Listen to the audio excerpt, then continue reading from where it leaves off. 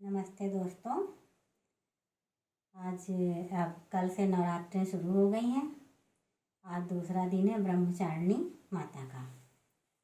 तो हम इनकी जो सप्तशती कथा पढ़ी जाती है उसको थोड़ा सा पहला भाग संक्षेप में आपको सुना रहे हैं और आप ध्यान से सुनिए और समझिए।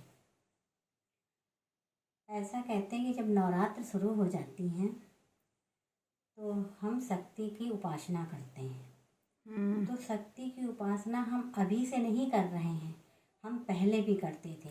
जब हमें कोई भी भाषा नहीं आती थी, कुछ नहीं आता था, तो भी देखा गया है कि पहले लोग बोल तो पाते नहीं थे, तो अपनी जो मन की भावना होती थी वो कुरेद देते थे। हड्डी मिलती थी तो उसमें कुरेद दिया, अगर कोई पत्थर मिला उसमें कुरेद दिया।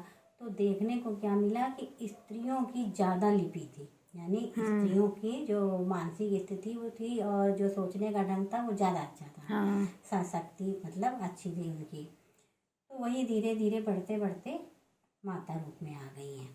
तो जितना हम समझते हैं ना नवरात्र में पूजा करना, माँ इससे कहीं ज़्यादा हमें आवश्यकता है उनकी पूजा करने की और समझने की। तो जो माँ हैं, कहानी का मतलब है 3 देवियाँ हैं, तामसी, राजसी और शत्रुघ्नी। तो जब तमस यानी राजा, जब ब्रह्मा जी बेचारे सो रहे थे, यानी सत तो होता है लेकिन सत चुपचाप होता है, वो हल्ला नहीं मचाता है। तो वो सो रहे थे, अब आ गए तमस। तो तमस जब आए तो राक्षस रूप में आ गए। अब ब्रह्मा जी ने कुछ किया नहीं, कुछ भी नहीं किया, लेकिन फिर भी वो उनको मारने के लिए तैयार हो गए। अब सत क्या करे, क्योंकि वो झूठ जो चिल्लाता जो है, तो फिर वो सत जो आए भगवान विष्णु जी के पास और उन्होंने ब्रह्मा जी को जगाने, मतलब देवी माँ की उपासना करी कि विष्णु जी को जगाओ। तो विष्णु जी से योग माया, मतलब उनकी निद्रा जब हट गई, यानी तमस हट गया, तो विष्णु जी जाग गए। और जाग गए तब ब्रह्मा जी ने सारी अपनी व्यथा बताई और विष्णु भगवान ने उनका जो है उससे फिर क्या कहते हैं युद्ध किया।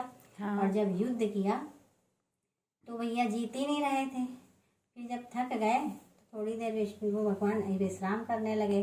तो वो बोलने लगे कि ऐसा है, तुम इतनी वीरता से, राक्षस कहते हैं ना मृत्यु आती तो कैसे आती है, राक्षस बोलने लगे तुम इतनी वीरता से लड़ रहे हो अकेले हमसे, हम 2 लोग हैं पर हार नहीं मान रहे हो, तुम हमसे वरदान मांग लो, हम तुमसे खुश हैं। तो उन्होंने कहा, विष्णु भगवान ने, ठीक है तुम दोगे? बोले हाँ देंगे।